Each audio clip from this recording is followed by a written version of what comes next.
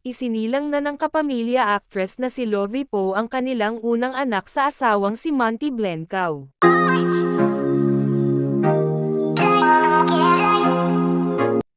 Ibinahagi ng celebrity mom ang kanyang bagong pang-anak kasama ang kanyang mga followers sa kanyang Instagram account nitong nakaraang linggo. Hindi pa ibinunyag ni Lovie ang pangalan ng kanyang bagong pang-anak, tinitiyak na malayo sa mata ng publiko ang kanilang anak sa ngayon. Ang mga detalye ng kanilang unang anak ay hindi pa inihayag ng mag-asawa habang sinusulat ito.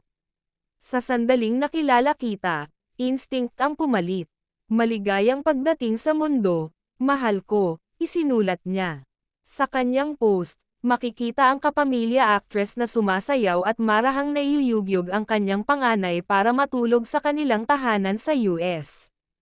Ang kanyang post ay isang sorpresa sa marami sa kanyang mga kaibigan at tagahanga na buong pusong tinanggap ang kanyang anak sa comment section. Bukod sa panganganak ng kanilang panganay, nagdiwang kamakailan sina Lovie at Monty ng kanilang ikalawang anibersaryo bilang mag-asawa noong Agosto.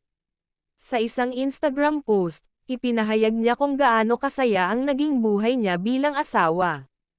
2 years of joy, playful banter, and heartfelt truths. Happy anniversary, my love. You're my favorite person to do nothing, and everything, with, she previously shared. Ikinasal sina Lovie at Monty sa pamamagitan ng isang civil ceremony na dinaluhan ng kanilang pamilya at mga kaibigan.